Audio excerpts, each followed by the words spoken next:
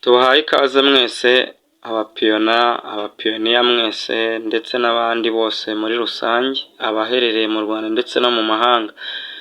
Nk'uko rero dusanzwe tubabwira tubakurikiranira amakuru atandukanye hirya no hino, iri ni itangazo ryihutirwa rya koti mu cyane rirareba abantu bari kumayininga, bisaba kwitonda cyane cyane cyane. Nongere mbisubiremo, birasaba kwitonda kuko murabona ko akawunti batangiye kuziboroka z'abantu bamayininze payi netiwaka, ariko bari kuboroka akawunti zigiye zifite ibibazo, cyane cyane abantu bagiye bakoreramo amakosa bakagenda bahererekanya payi, kandi koti itarigeze itanga uburenganzira bwo kuzigurisha cyangwa kuzihererekanya. Impamvu abantu benshi bari muri tentative, hari n'abatari muri tentative, ariko cyane cyane ikintu cyashingiweho mu kugenda akawunti bazitwika ndetse banaziboroka, bishatse kuvuga iki rero? Ahangaha niho buri muntu wese agomba kwitonda, kuko urarangara akawunti yawe bahite bayiboroka, nyine bayifunga imyaka 100. Barayifunga bakakubwira ngo uzongera kumayininga nyuma y'imyaka 100. Bishatse kuvuga iki rero? Muntu wamayininze payi biragusaba kwitonda. Icyo ni icya mbere, ni itangazo uko muri kugenda muribona, twarigezeho kugira ngo mugende murisoma, ariko mwitonde. Habanje kuzamo umukwabu, abantu bakagenda biba akawunti z'abandi. Hanyuma nyuma yaho kotimu iricara bafata umwanzuro w'uburyo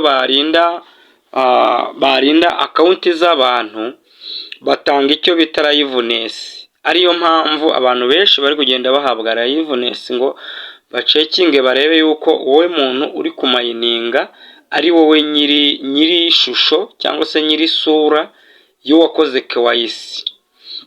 Rero bishatse kuvuga iki?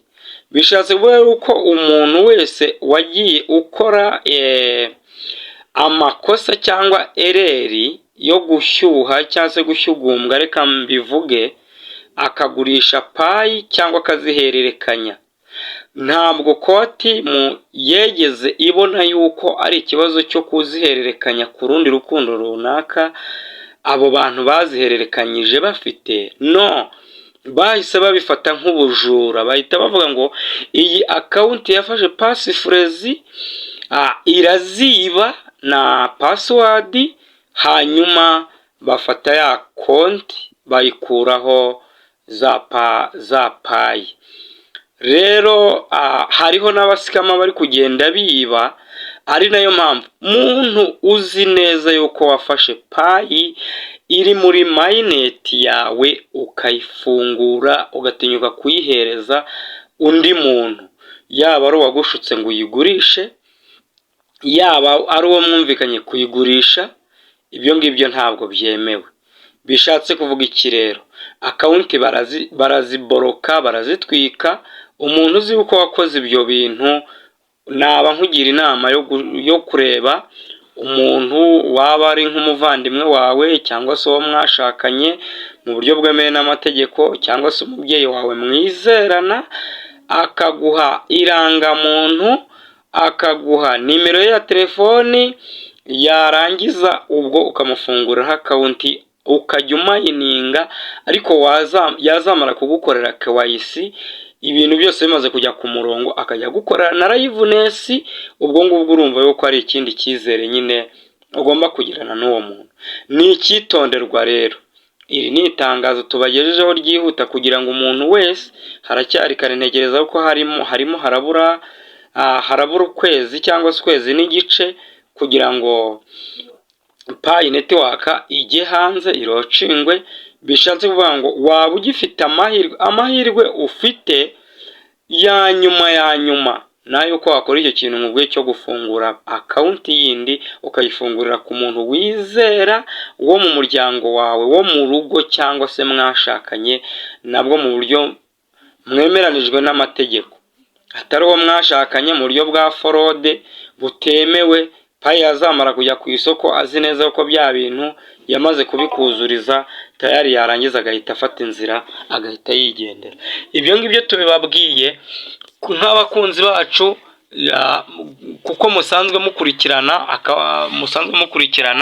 urubuga rwacu. Twabemereye yuko tutazigera tubatererana ku makuru yaba agezweho mashyashya, yaba ari aya Pi Network cyangwa ari iyindi kiributo cyangwa ari n'ikindi kintu kidasanzwe. Niyo mpamvu tuba tunabashishikariza ngo mukande subscribe, mukore na share kugira ngo video niba uyikunze uyihe na mugenzi wawe, iyo video wabashe kugira gute nawe ibashe kumugirira umumaro. Iyi video rero tuyikoze ari uburyo bwo gutabariza abantu kugira ngo account zanyu nyaboneka umuntu uzi wakoze ibyo bintu, ngira ngo muri kubibona yuko account tayari batangiye kugira gute kuziboroka. Rero icyo ugomba kwirinda nta kindi, niba wari utaragira umutima wo kwikuraho payi zawe ngo ube wazerekanya n'abandi bantu, irinde. Kandi ikindi duhora tubashishikariza kudafungura linki uhawe iyo ariyo yose n'umuntu uwo ari we wese, ariko ntabwo mubyumva.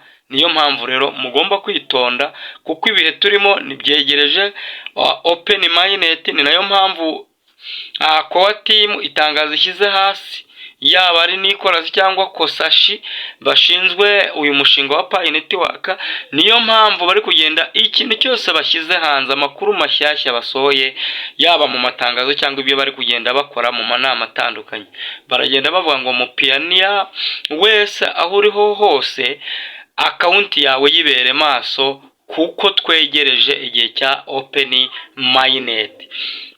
Mube maso rero, mube maso mu mayininge. Kandi ikindi liveness ntuyikereshe, ushake ukora liveness ureba ahantu hari internet wize haba amarezo, ugakora liveness neza utayishe cyangwa se ngo uyitesha agaciro.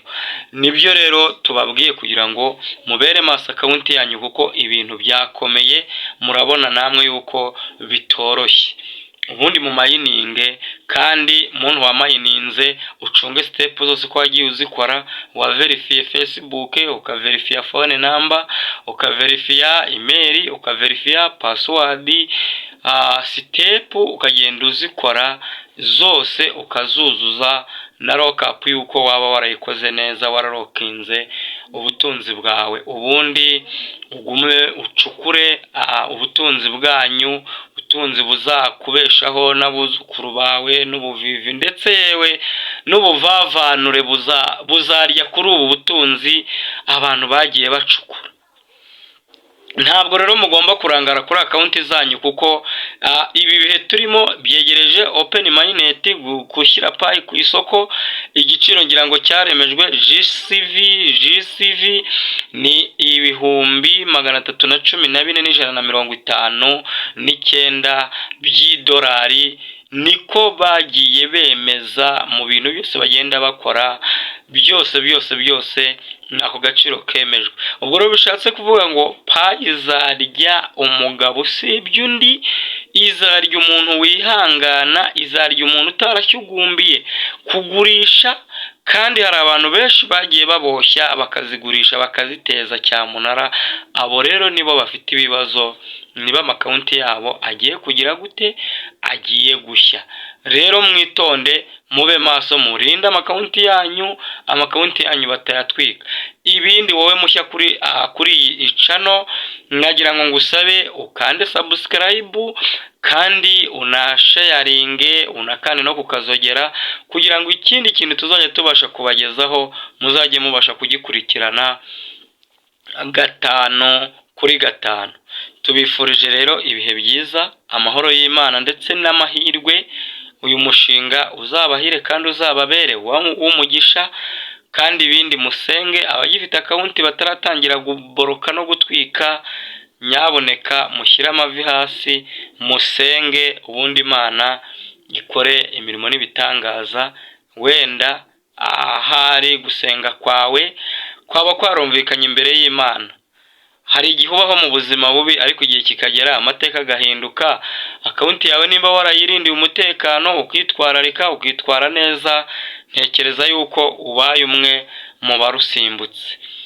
Amahoro rero n'umugisha Imana itanga nibibe kuri mwebwe, turabashimiye, gusa tubibutsa mukande subscribe, mukore no kukazogera ndetse na like, musharinge video kugira ngo n'abandi bayumve. Imana ibahe umugisha, murakoze cyane.